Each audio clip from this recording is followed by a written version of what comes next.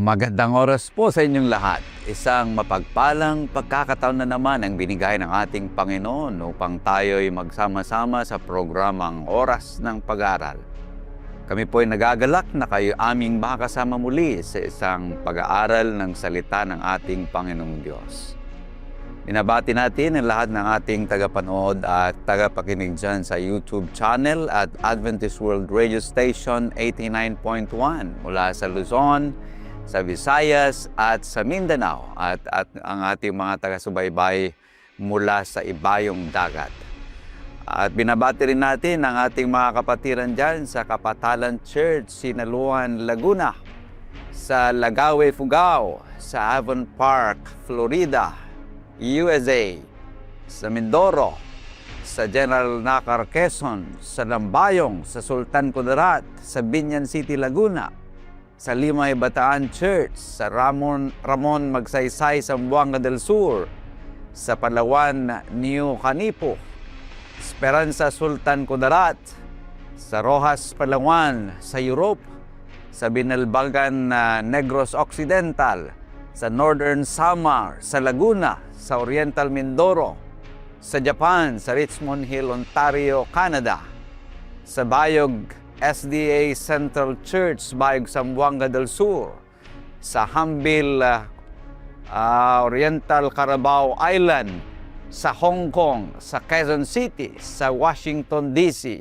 sa Canada, sa Murias Masbate, sa Puis Church, New Washington, Aklan, sa Melbourne, Australia, sa Rojas Concepcion, La Union, sa Gentry Central Church, Cavite, sa Tubuan, Silan, Cavite, sa Antipolo City at sa Talitay City, Cebu. Sana'y pagpalain kayo ng ating Panginoong Diyos, mga minamahal na mga kapatid. Sa programang ito, sama-sama nating bubuksan ang salita ng Diyos at pag-aralan ang mahalagang aral na makakatulong sa ating pananampalataya at pamumuhay.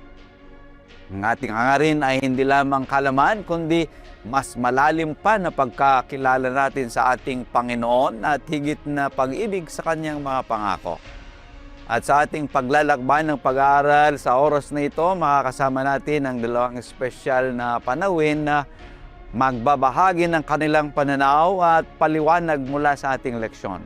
Sama natin muli ngayon si Pastor Marvin Diaz, ang Ministerial Secretary at NDRIEL ng Northern Luzon, Philippine Union Mission. Kumusta po kayo, Pastor Marvin? Mabuti, Pastor Jules, Pastor Edimar. At maripong salamat sa mga masugid na sumusubaybay sa program po ito. Nawa, pagpalain kayo ng Panginoon. At sa ating pag-aaral, tayo sana ay mapaugat sa katotohanan at be grounded in the Bible. Amen. At siyempre, kasama din natin si Pastor Edimar Balidong, Sabbath School Personal Ministries, NDRIEL Director ng Northeast Luzon Mission. Kumusta kayo, Pastor Edimar?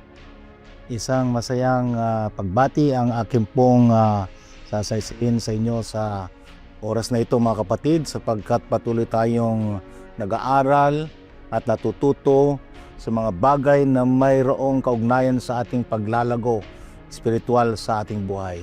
Muli po, ito po ay oras ng pag-aaral. Amen. Tayo ngayon ay nasa third quarter sa taong 2026 sa ating pag-aaral na may pamagat una at pangalawang Korinto. Tunay na kamanghamanghang patuloy nating paglalakbay sa mas malalim na pagkaunawa sa mga banal na kasulatan. Ngayon tayo maganda at sabay-sabay nating simulan ang ating pag-aaral ng leksyon at hikayat ko kayong lahat na ilabas ang inyong Biblia at sumunod sa ating pagbulay-bulay ng mga ginintuang salita ng ating Panginoong Diyos.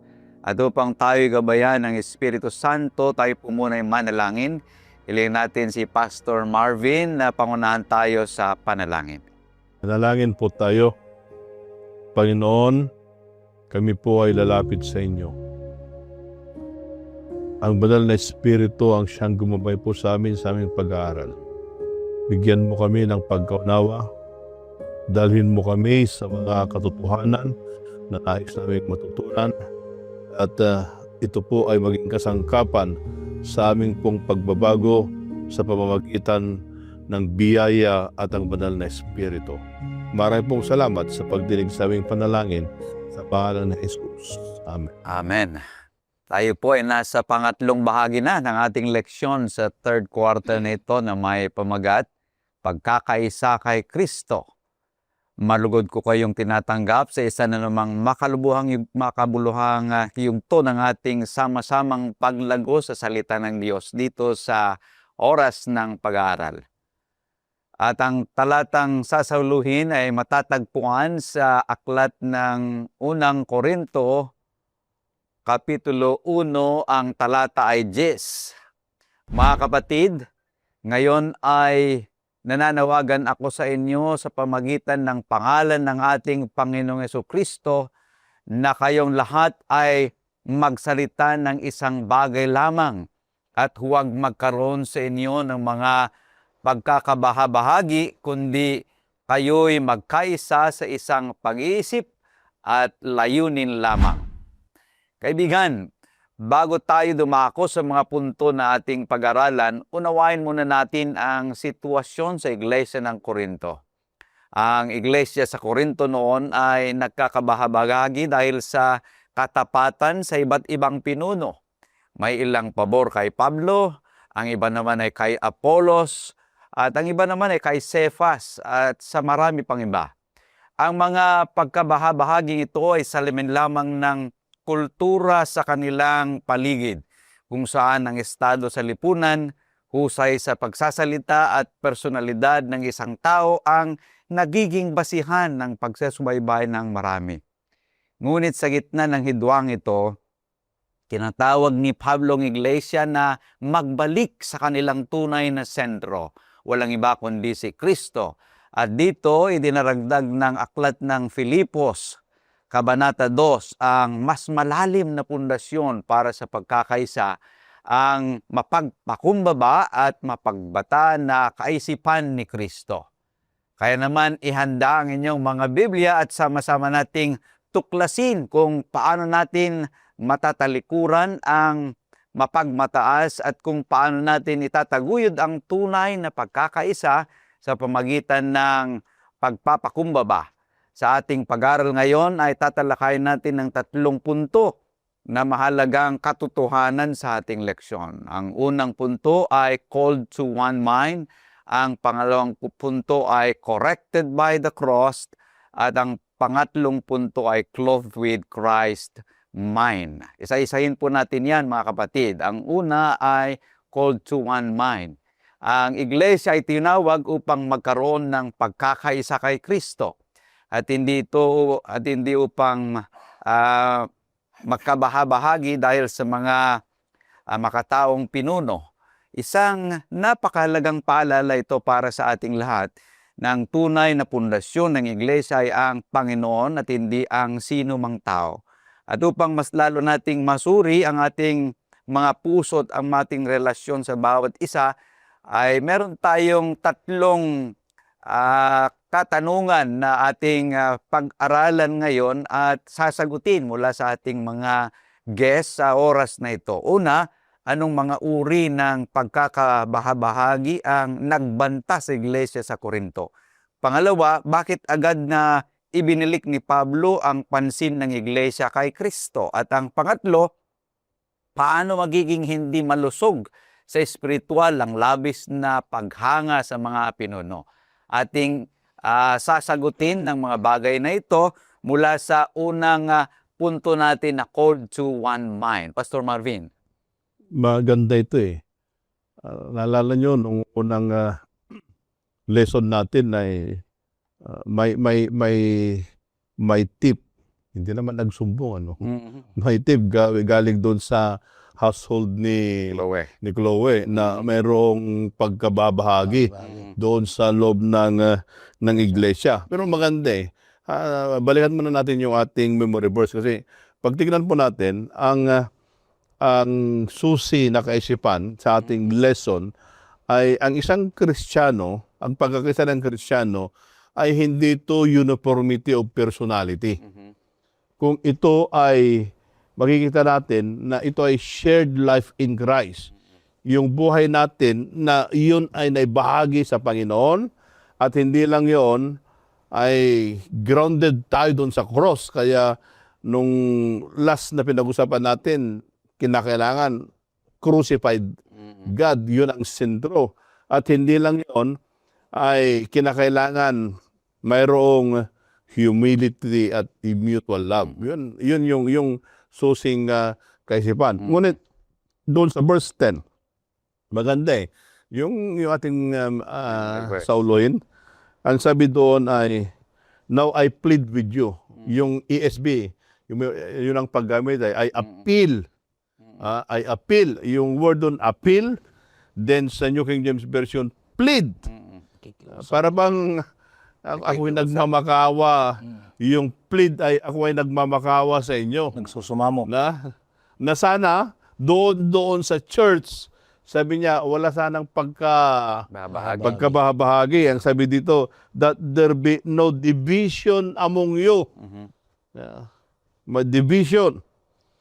But that you be perfectly joined together. Ito yung title natin eh.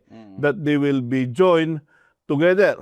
Now, ano bang banta? Ano ba yung threat ng pagkabahagi doon sa church? Para bang ito yung tinatawag na divided loyalty. Divided loyalty. Anong sabi doon? Verse 12 and 13.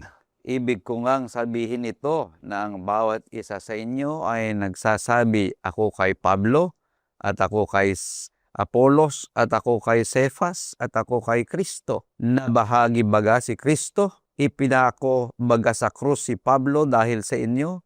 O binautismohan baga kayo sa ngalan ni Pablo? Kita nyo dito, Pastor Jolis, Pastor Edimar. Pag titignan nyo dito, ito yung pagkabahagi.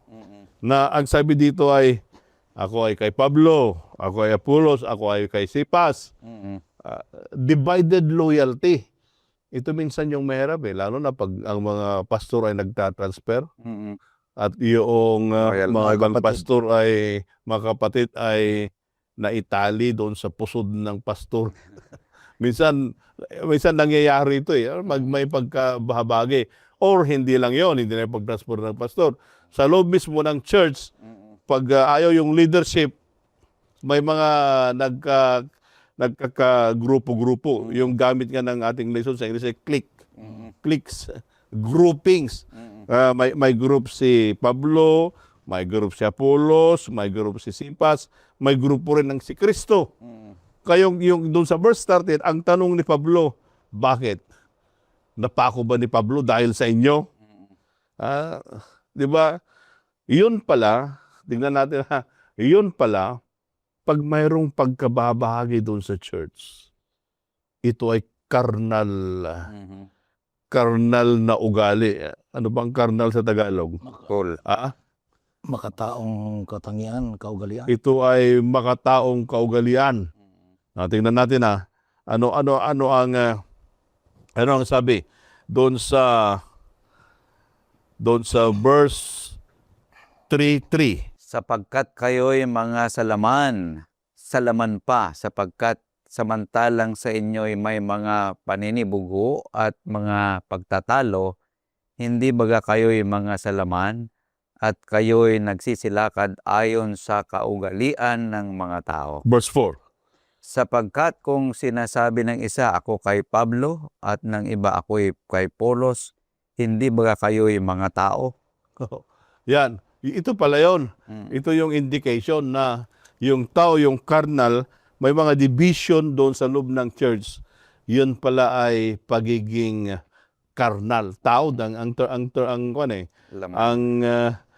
term doon sa Tagalog. Kaya pala, sabi niya, for there are envy, strife, division among you, are you not carnal and behaving like mere men? Yun ang sabi ni Pablo. Then doon sa verse 4, I'm apostle, I'm Apollos, are you not carnal? Yung bang sinasabi ni Pablo, Di ba kayo, pag ganyan ang pag-uugali nyo, at nagkakaroon kayo ng pagkatihati diyan, hindi ba ugali Tao. ng pagkatao yan? Hindi ugali yan nagpapunta sa langit. Yun ang sinasabi ni Pablo. Kaya pala doon sa loob ng church, pag may nag-away-away diyan, mga walang pinagkaiba yung church ngayon Sa at church. saka church niya ng Corinto. Mm-mm. Yung problem na nakita noon, hanggang ngayon, problem pa rin Ganun pa yun. Di ba, mga kapatid, nagbabaranggayan, Oh. tapos nagdidibandahan. Mhm.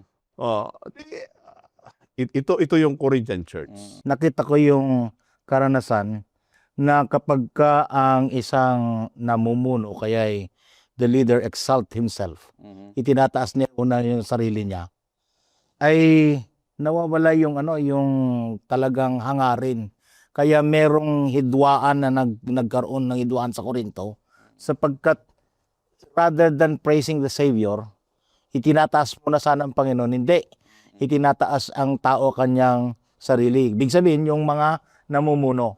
At ang pangalawa doon ay nakita ko, dahil doon sa salitang pride, that is worldly thing, makamundong mga bagay kapag ka umiiral ito.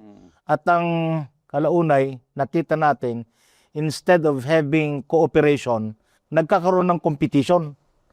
Kaya, imbis na nagkakaisa itong mga taong ito. Kasi ito naman ang purpose. Kaya nga tayo tinawag upang iisa. Pero, ang nagiging larawan nito ay nagkakaroon ng pataasan. Kumbaga, kaya sa loob nga lang ng iglesia kung minsan, kahit na ang pamunuan lang ng local church, ay kuminsan, nagpapataasan ang mga kanin ng iglesia. Bagaman kuminsan, may panukat, sabi nga, sometimes eloquence, yung karunungan na magsalita, ayun yung panukat kuminsan para kumbaga, ito, maganda ito kasi marunong, magaling magsalita. Pero, hindi yun sapat na hangarin upang maipakita yung kalalagayan. Kaya yung sinabi kanina na, binasa kanina, ulitin mo yung 1 Corinthians chapter 3 verse 4. Maganda yung pagkakasabi kanina na basa natin. Sapagkat kung sinasabi ng isa, ako ay kay Pablo at ng iba, ako ay kay Apolos, hindi baga kayo yung mga tao? Yun yung human nature eh. Kasi kung minsan ay talagang hindi maiwasan sa loob ng iglesia, bagaman hindi maiwasan. Pero ang ipinapaalala ng ating pong pag-aaral sa oras na ito mga kapatid, ay tinawag tayong magkaisa. Hindi magkaroon ng pagkagagrupo-grupo o kaya hidwaan sa loob ng iglesia. Kaya naapektuhan ang gawain kuminsan kasi may mga hidwaan tayo, mga maliliit na bagay pero lumalaki dahil sa mga pagkakataong kagaya nito, mga kapatid. Amen. Kaya, pagkatapos yung sunod na tanong doon, Pastor Jolis, ay si Pablo, ibinalik niya agad kay Kristo. May pagkahati-hati na ganyan. Hati-hati. May mga faction. May mga faction sa loob ng church. Pero nung nalaman ni Pablo, sabi niya, ano kayo? Kaya doon sa 3:5-6, anong sinabi doon? And 7. Ano nga si Apolos at ano si Pablo? Mga ministro na sa pamagitan nila ay nagsisasampalataya kayo at sa bawat isa ayon sa pinagkaloob ng Panginoon sa Kanya. Ako ang nagtanim, si Apolos ang nagdilib, ngunit ang Diyos ang siyang nagpalago. Ano pat walang anuman ang nagtatanim ni ang nagdidilig, kundi ang Diyos na nagpapalago. Yung pagderek ni Pablo. Sabi niya, ito. Kaya sabi niya, ako ang nagtanim, si Apolos ang nagdilig. Tapos ang Panginoon ang nagbigay ng increase. Kasi ang nangyayari pag sa faction, ako yung bida dyan eh. Dapat ako yung masusunod. Ganyan ba na konsepto? Ito, ganun din ang problem noon. Kaya ang sabi ni Pablo doon sa verse 7 na ay, so then neither he who plants is anything, nor he who waters, but God who give the increase. Siya nagpapalago.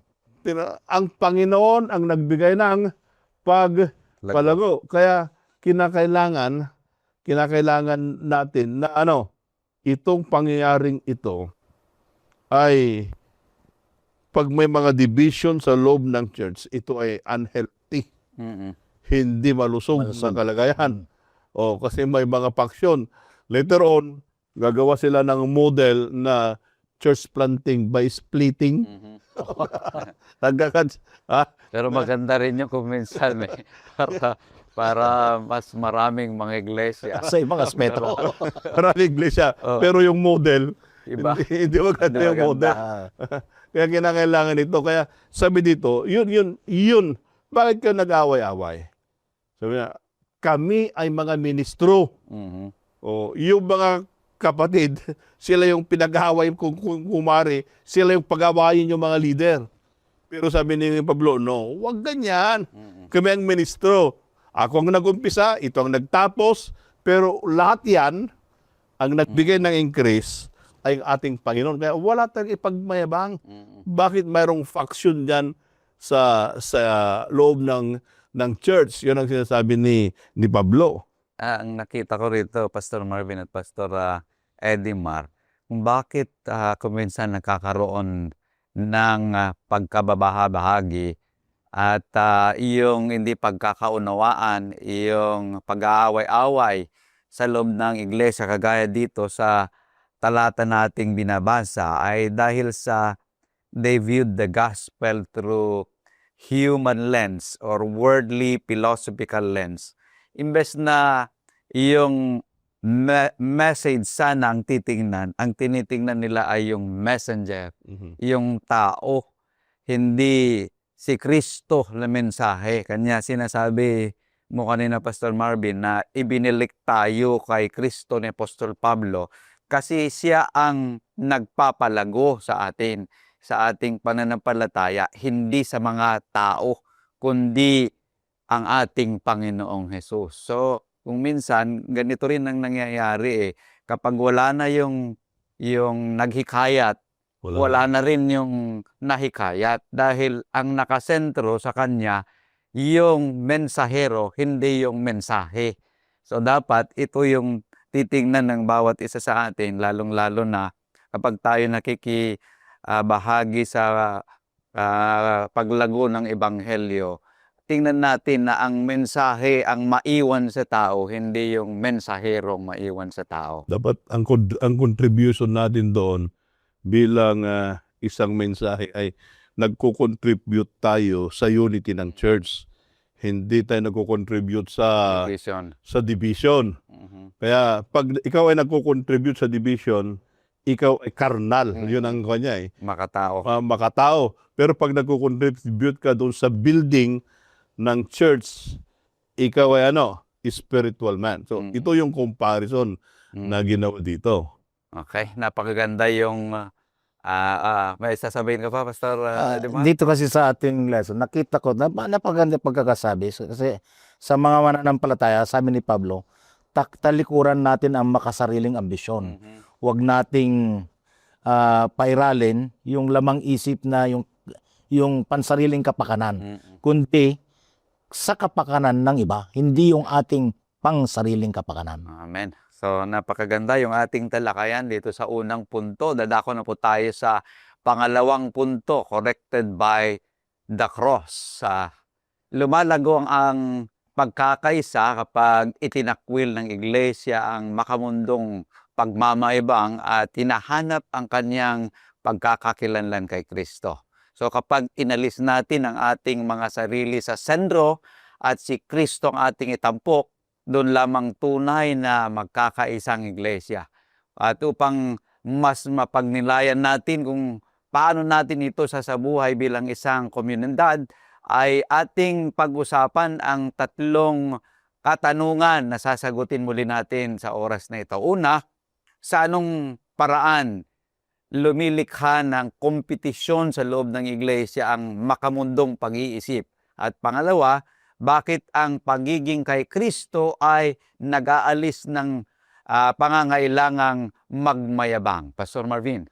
Maganda. Ito, may comparison na ginawa ni Pablo dito kung para sa ganun ay makita natin na yung matanggal yung competition ba. Mm. Ah, yung competition kasi nangyayari yan. If you compare yourself, pag may comparison, ang comparison mo ay sa tao, hindi yung comparison sa tao sa Diyos. Pag merong sa tao, yan, umiiral yung competition, rivalry, jealousy, envy. Pasok lahat yan. Pero, ang sinabi ng Panginoon, ang reminder ni Pablo doon sa taga-Korinto, may 3 na bagay siya na doon sa verse 9 at doon sa verse 17 ng Kapitulo 3. Sapagkat tayo ay mga kamanggagawa ng Diyos. Kayo ang bukid ng Diyos, ang gusalin ng Diyos. Talatang 17.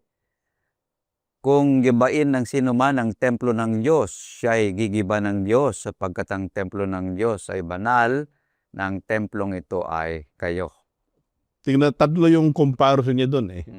Ang sabi doon ay, kayo ang field. Kamanggagawa. Ano ba yung God's field? Bukid. Yung term dito eh. Bukid ng Diyos. You are God's field. Ano bang ginagawa doon sa bukid? Di ba? Para lalago yung tanim. Diba? Tinatanggal, linilinisan. Ibig sabihin yan, para maging fruitful. Kaya, ang sabi dito, para malikha doon sa atin yung pag-isip na hindi maganda yung pag-isip. Di ba yung weed ba? Yung weed of strife, yung weed ng competition, yung weed ng jealousy. Bunutin yun. Bunutin. Kaya God's field nga eh. Then hindi lang yon. Yung metaphor na pangalawa ay doon sa verse 19, ang dami na building. Ano ba yung you are God's building? Yung building ba, di ba pag nagpapatayo ka ng building, floor by floor, ibig sabihin noon, pag sabing building, we are not yet done. The structure is still ongoing. At dapat, habang tumataas ka, yung structure, tumitibay. Tumitibay. At ina-apply pa nga ng anti-anay. Para hindi masira. Para hindi siya masira, anti-rust, mga ganun ba? So, kinakailangan din na yung anti-rust, anti-anay, baka may mga anay, dapat yun nililinis din. Doon sa God's building. And most especially, doon sa verse 17, anong sabi doon? We are God's temple. Yung God's temple pala yon, hindi yung pagkain na tinutukoy dito eh. Ang naninira pala doon sa God's temple, pag mayroong mga division doon sa loob ng iglesia, yung templo ng Panginoon nasisira. Kaya ang sabi doon, if anyone defiles the temple of God, God will destroy him. For the temple is holy, which temple you are. Yan, dapat wag pala nating sirain yung templo ng Panginoon. Nakakasira pala yung pag-away-away sa loob ng iglesia. Actually, ito ko lang minsan, ito ginagamit ko doon sa food eh. Pero yung templo pala dito, ang konteksto nito, yung pag-away-away doon sa loob ng iglesia. Na dapat wag nating sirain yung templo kasi yung templo yan banal. Kasi pag yung isang tao, i-treat mo na banal, i-treat ka rin ng banal kasi templo ka ng Diyos, dapat walang pag-away doon. Pero the moment na nag-away-away pala kayo doon, ay you are violating the law of the temple of God. Napaganda itong ating lesson kasi doon pa lamang sa umpisa, nagbabala na si Pablo sa mga tao. Kasi kung magkaganon, huwag tayong malinlang sa ating mga sarili. Kasi kung tutuusin, itong worldly thinking, yung pansanlibutang pagkaisipan, Iba kasi ang kagaya ng kanina panukat nga na naman ito doon sa panukat ng ating Panginoon Diyos. Kaya nagkaroon ito ng problema kung minsan kasi we measure sometimes leaders sa ating iglesia doon sa ating sariling panukat, hindi kagaya ng panukat ng ating Panginoong Diyos. Kaya kung minsan ay lumalabas yung ayan, katunggaliko doon sa posisyon. We look at the services o kaya yung ating ginagampanan na katungkulan na parang posisyon. Kaya ito na yung parang nakikita na kailangang mai-correct o kaya itama, iwasto natin yung kaisipang ganito. Bagaman ang cross ay middle ground yan na magiging sana equal, pantay-pantay ang bawat isa. Pero kung minsan, parang may nagmamataas. Pero ang makatuwid nito, sabi niya, let us look at Christ. Kaya nga sabi natin, identity of Christ. Makita sana yung katangian ng ating Panginoong Hesus. Unless we come to Him, hanggang sa makarating tayo sa ating Panginoong Hesus. Everything we bring, we give to Him everything. Ay yung ating mga problema ay mawawala sa loob ng iglesia. Ang worldly thinking kasi mga kapatid ay nandoon yung comparison, competition, conceit, sabi nga doon sa Ingles na parang sa makatuwid, puro si kasi ito Kaya sa kalaunan, pagsisisi lahat. Competition, comparison, and then conceit. But when we go over and realize that we come humbly, kaya nga kailangan nating mapagpakumbaba. And then with unity with one another. Kaya humility, unity, and the last one is let's what we call recognize God's grace. Yun yung hug na sinasabi humility, unity, and God's grace we recognize. Itong maling mga katangian o kaya practices natin, nga kagawian na natin, ay itinatama, winawasto ito ng cross.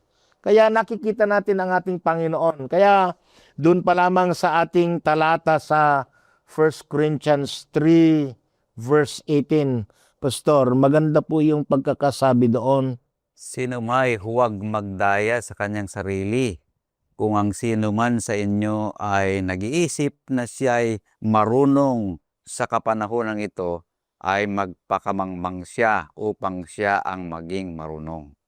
Napakaganda po yung pagkakasabi. Kanya nga, kung titingnan natin, ang punto nito mga kapatid ay yung kailangan lang nating itama sa pamagitan ng ating Panginoong Hesus.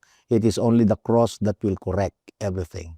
Okay? Kaya pag nakay Kristo tayo, kasi yung palawang question ay, pag nakay Kristo tayo, yung bang tinik ng pagmamayabang, dapat yun ay mabunot yun di ba? Kaya yung binasa kanina ni Pastor Julius, yung binasa mo kanina, pag iniisip mo na ikaw ay magaling, ikaw ay wise, you treat yourself as a fool. Para bang, hayaan mo na siyang mas magaling sa'yo. Para walang kontensyon. Kasi minsan, magaling ito, gusto mo ring mas magaling ka sa kanya, parang nagmamataasan kayo. Then later on, what will comes ay, there will be division.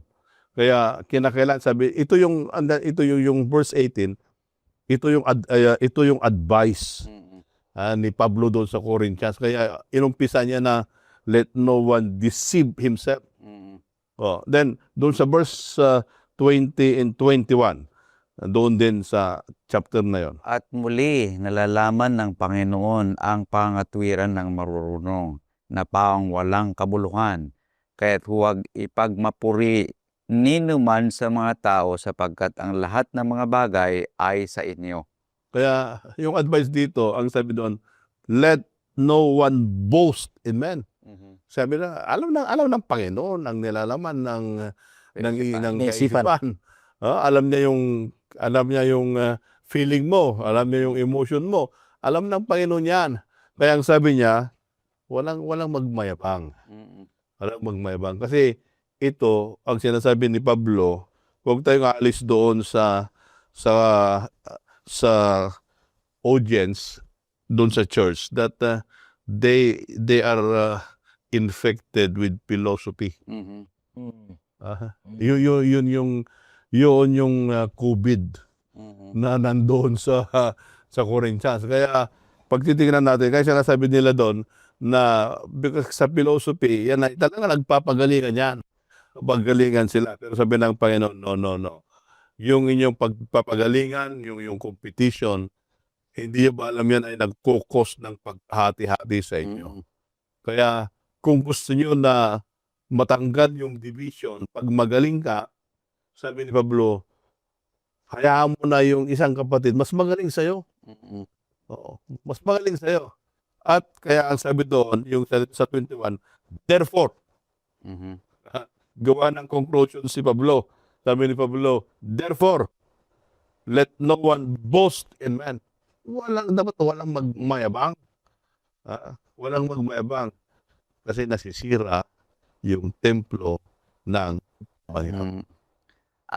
Dito lang siguro papasok yung sinasabi natin na kasi may sinasabi tayong healthy competition. Pero yung sinasabi diyan, yung competition na lumilikha ng pagkabahabahagi at makumundong pag-iisip ay dahil sa ang bawat isa ay ninanais na siya ang mas magaling. Napakahirap kasi yung nakikita mo yung isa, mas magaling siya sa akin mas marunong naman ako, mas marami akong pinag-aralan. Pero dito ay pinapakita sa atin our true identity that believers belong exclusively to Christ. Ito yung sinasabi sa pangalawa na tanong nating pinag-uusapan, ang pagiging kay Kristo ay nag-aalis ng pangangailangang magmayabang. Kasi we all belong to Christ. Sa verses 21 to 23, yung therefore na sinasabi ni Apostol Pablo, kaya't huwag ipagmapuri ninuman sa mga tao sapagkat ang lahat ng mga bagay ay sa inyo. Kahit si Pablo, kahit si Apolos, kahit si Cephas, kahit ang sanlibutan, kahit ang buhay, kahit ang kamatayan, kahit ang mga bagay na kasalukuyan, kahit ang mga bagay na darating, lahat ay sa inyo at kayo'y kay Kristo at si Kristo ay sa Diyos. So, our true identity are believers belong to Christ. Wala tayong pwedeng ipagmalaki dahil tayo ay pagmamay-ari lahat ng ating Panginoong Diyos. Ito yung binabanggit sa ating leksyon na nakikita sa ating talata. So, napakaganda yung ating talakayan na pangalawang punto na kung saan ay binabanggit dito yung corrected by the cross. Tayo tutungo sa pangatlo na punto, clothed with Christ's mind. Ang praktikal na landas patungo sa pagkakaisa ay ang mapagpakumbaba at mapagbigay na sa loobin ni Jesus. Ito yung pinakapuso ng ating aralin, ang isabuhay ang mismong karakter, pag-uugali ng ating Panginoon. At upang hamunin ng ating mga sarili kung paano natin ito totoong mailapat sa ating pang-araw-araw na pamumuhay, ay ating pag-aralan ang tatlo muli na katanungan. Una, ano-anong mga saloobin ang sumisira sa pagkakaisa ayon sa Pilipos Kabanata 2? Pangalawa, ano ang tinuturo sa atin ng pagpapakumbaba at pagbata ni Kristo tungkol sa pamumuno at paglilingkod? At ang pangatlo, paano natin sasabuhay ang pagtingin hindi lamang sa ating sariling kapakanan sa loob ng iglesia? Pastor Marvin. Dito sa Korinto nito, mayroon siyang kahintulan doon sa Pilipos. Okay. Kasi doon sa Pilipos, mayroon din hindi pagkaunawaan doon sa Pilipos. Nalala niyo mga kapatid nung pinag-aralan natin ng Pilipos. yung previous na quarter na dito ay doon sa emptying. Mm-mm. Yung emptying of self doon sa verse 2 verse 5, ang sabi doon, let this mind be in you which also in Christ, who being in the form of God did not consider robbery to be equal with God. Diba? Ito yung palagi inisipin natin. Pero ang context po nito ay doon sa loob ng church ay mayroon ding hidwaan na kagaya sa Korinto. Ito ang sabi doon sa Episo 2, 3 at 4. Na huwag ninyong gawin ang anuman sa pamagitan ng pagkakampi-kampi o sa pamagitan ng pagpapalo-palo, kundi sa kababaan ng pag-iisip na ipalagay ng bawat isa ang iba na lalong mabuti kaysa kaniyang sarili. Huwag tingnan ng bawat isa sa inyo ang kanya-kanyang sarili, kundi ang bawat isa naman ay sa iba't iba. Kaya ganda yung yung advice. Ang sabi dito, let nothing be done through selfish ambition or conceit. But in lowliness of mind, let each one others better than himself. Pag sinasabi niya, pwede bang tratuhin mo yung kapatid mo na mas magaling sa'yo? At walang selfish ambition. Then doon sa verse 4, sabi doon, let each of you look out not only for his own for own interest, but also for the interests of others. Kasi ang nangyayari yan, kaya nagkakaroon ng disunity, division sa loob ng church, we put ourselves first. Pero ang advice ni Pablo doon sa taga-Pilipo, ay sabi niya, you consider other first before you. Yan. Yan din yung vocabulary ni Pablo doon sa Corinto, pagbalikan natin, doon sa 1 Corinthians 4 verse 1 and 2. Ipalagay nga kami ng sinuman na mga ministro ni Kristo at mga katiwala ng mga hiwaga ng Diyos. Bukod dito ay kinakailangan sa mga katiwala ng bawat isa ay maging tapat. Tingnan natin. Mayroon siyang ginamit dito na vocabulary ni Pablo. Dito ay servants of Christ. Ano bang ginagawa ng servant? Yung servant ba, siya ba yung pinaglilingkuran o siya yung naglilingkod? Naglilingkod. Siya yung naglilingkod. Kaya yung metaphor dito, sabi nyo, pag to remove division among you, ang isipin nyo, kayo ay servant ng Panginoon. Paglingkuran nyo ang bawat isa. Minsan, gusto natin mapaglingkuran para bang ang napaglilingkuran ay dangal. Pero ang sabi ni Pablo, no. At saka, hindi lang yon. Ang sabi pa ni Pablo, you're a servants and stewards of the mystery. Ano bang steward? Katiwala. Katiwala. Hindi ka nagmamayari. Katiwala lang. So, pansin ninyo, una, sabi ni Pablo, kayo ay mga servants.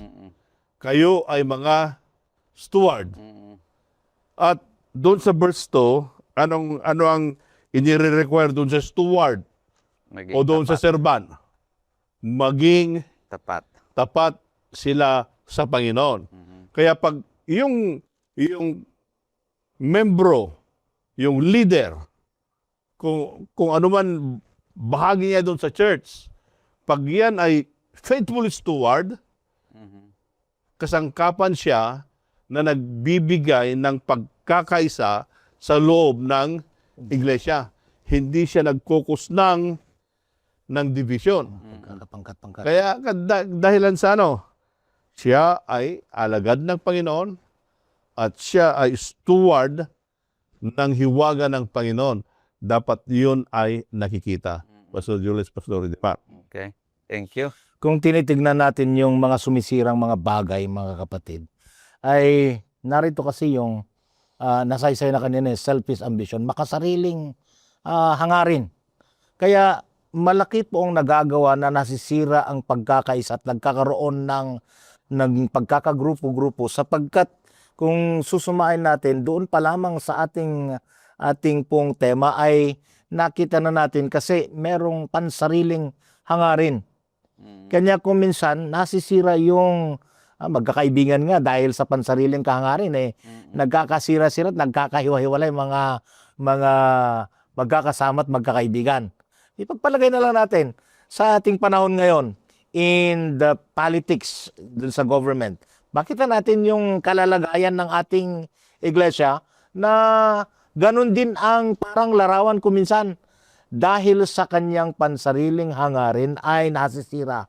Pangalawa dito ay nakita natin dahil dun sa pride, yung makasarili. Kaya kung minsan nagkakaroon ng mga bagay na hindi natin pagkakaintindihan at nagkakaisa.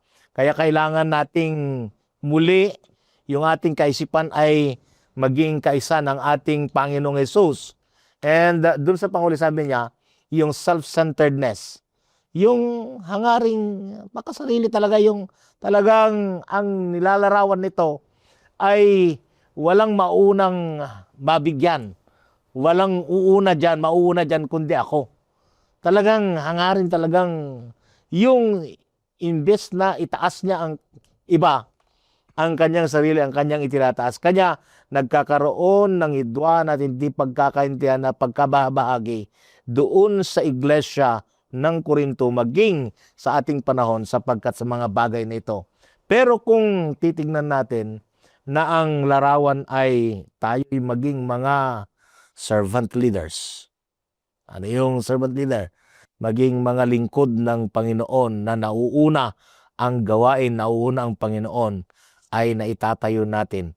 Yun ay nababago din ang ating kaisipan. Nagkakaroon tayo ng pagpapakumbaba at higit sa lahat, ang ating paglilingkod, ang ating Panginoong Diyos ang ating itinataas, hindi ang ating sarili. Kaya tingnan natin, Pastor Julius, Pastor Limar, yung tanong, paano natin isa sa buhay? Paano natin isa sa buhay? Yung doon sa iglesia, ito. Kasi hindi lang mananampalataya tayo, then that's then. Pero paano natin ilalagay doon sa tamang sitwasyon sa buhay pananampalataya? Tingnan natin doon sa 4, 9, and 10. Ano ang sabi diyan? Sapagkat niisip ko na pinalitaw ng Diyos kaming mga apostol na mga kauli-ulihan sa lahat na tulad sa mga tinlaga sa kamatayan, sapagkat kami ginawang panoorin ng sanlibutan at ng mga anghel at ng mga tao. Kami mga mangmang dahil kay Kristo, ngunit kayo'y marurunong kay Kristo. Kami mahihina, ngunit kayo'y malalakas. Kayo'y may karangalan, datapwat kami ay walang kapurihan.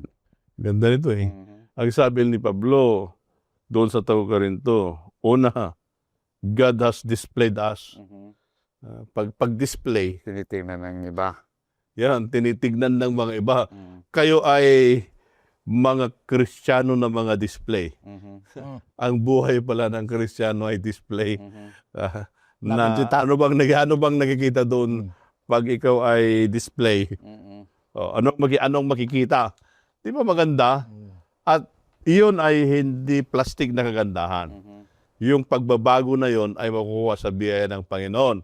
At hindi lang yon ang sabi doon, for we have been made spectacle. Hindi lang display. Ano yung spectacle doon sa Tagalog? Kayo ay ano? Nakikita. Pinapanood. Pinapanood. So, hindi lang kayo display, pinapanood pa. Pag ganun ang tanong, anong klaseng display tayo? Anong display panoorin tayo? Nakikita ba yung transformation na dulot ng biyaya ng Panginoon? At doon sa verse 10, ang sabi doon, we are fools for Christ's sake, but you are wise in Christ. Doon mo makikita na yung credit, hindi niya ibinibigay doon sa sarili ni Pablo.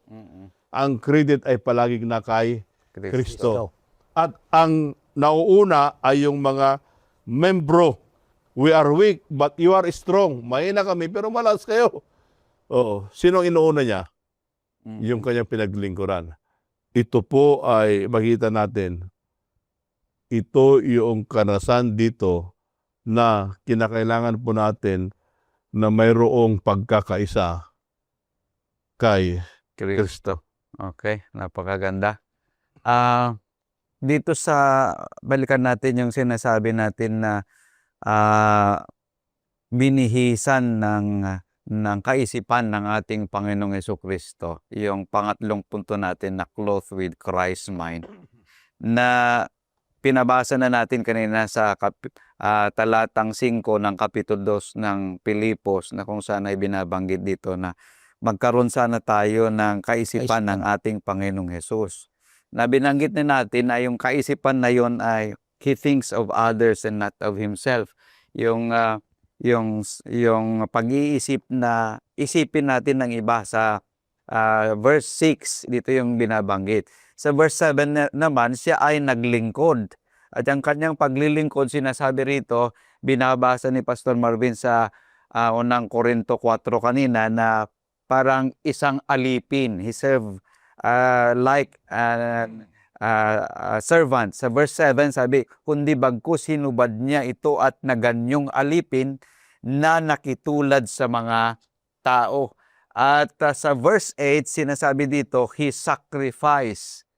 At palibasa ay nasumpungan sa anyong tao, siya ay nagpakababa sa kanyang sarili na nagmanusunurin hanggang sa kamatayan o sa kamatayan sa krus. Ito'y ginawa ng ating Panginoong Hesus, na kung saan ito sana yung maibihis sa bawat isa sa atin na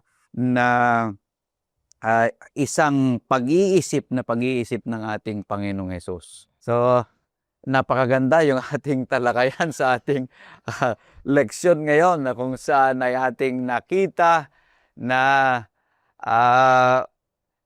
kung saan ay kung ating babalikan ang mga bagay na ating pinag-aralan, ay isang hamon na dapat na ipamuhay ng bawat isa sa atin. Ang iglesia ay palaging magkaroon ng magkakaibang kaloob, pinagmulan at pananaw. At ang tunay na katanungan ay hindi kung meron bang mga pagkakaiba, kundi kung si Kristo ba ay mas dakila kaysa mga pagkakaibang ito. So kapag isinuko natin ang ating pagmamataas sa paanan ng krus at sinuot natin ang kaisipan ni Kristo, ang ating pagkakaisa ay magiging isang buhay na patutuo sa kapangyarihan ng Ebanghelyo. So napakaganda yung ating talakayan, mga minamahal na mga kapatid. Sana ito yung ipamuhay ng bawat isa sa atin.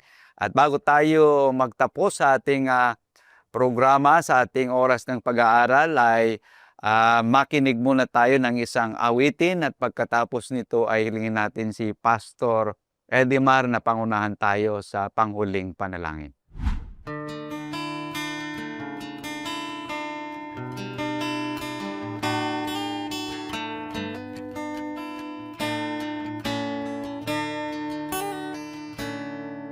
Tayo'y isang katawan sa harapan ng may kapal, hinubog ng kanyang palad upang maging kagalakan. May isang Diyos na may layunin at may utos na dapat sundin.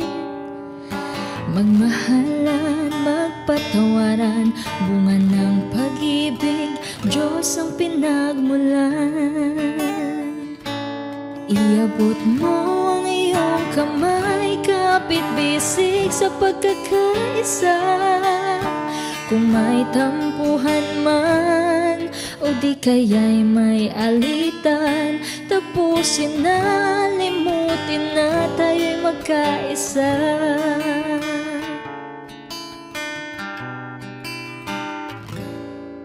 Tayo'y isang katawan sa harapan ng may kapal, hinubog ng kanyang palad upang maging kagalakan. May isang Diyos na may layunin at may utos na dapat sundin. Magmahalan, magpatawaran, pag-ibig, Diyos ang pinagmulan. Iabot mo ang iyong kamay, kapit bisig sa pagkakaisa. Kung may tampuhan man o di kaya'y may alitan, tapusin na, limutin na, tayo'y magkaisa. Pagkat ngayon ang panahon ng pagsasama-sama. Sino ka man, saan ka man, di na ito mahalaga. Iabot mo ang iyong kamay, kapit bisig sa pagkakaisa. Kung may tampuhan man o di kaya'y may alitan, tapusin na, limutin na, tayo'y magkaisa. Iabot mo ang iyong kamay, kapit bisig sa pagkakaisa.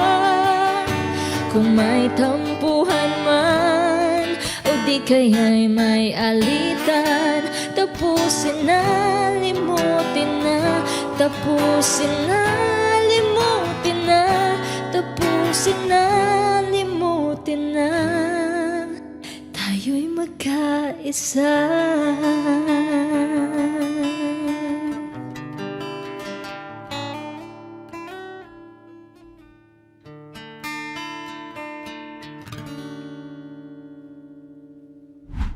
Dakilang Diyos, napakaganda po ang hangarin ng mga mananampalataya na nagkakaisa sa pamagitan ng Kristo. Hiling po namin na sana'y ang ipagkaloob ng aming Panginoong Hesus ng pagkakaisa ay mangyayari sa loob ng Iglesia. At kung magkagayon ay malapit lang darating ang aming manunubos. Dalangin namin, Panginoon, na patuloy kaming makapaglingkod sa inyo samantalang naghahanda kami sa nalalapit ng pagdating ng aming Panginoon. Ito mula tayo aming hiling sa pangalan ni Jesus. Amen. Kaibigan, salamat sa pakikisama mo sa pag-aaral ng salita ng ating Panginoong Diyos. Muli, inihikayat ka namin sa isa naman namang edisyon sa ating programang Oras ng Pag-aaral. Pagpalain nawa kayo ng ating Panginoong Diyos.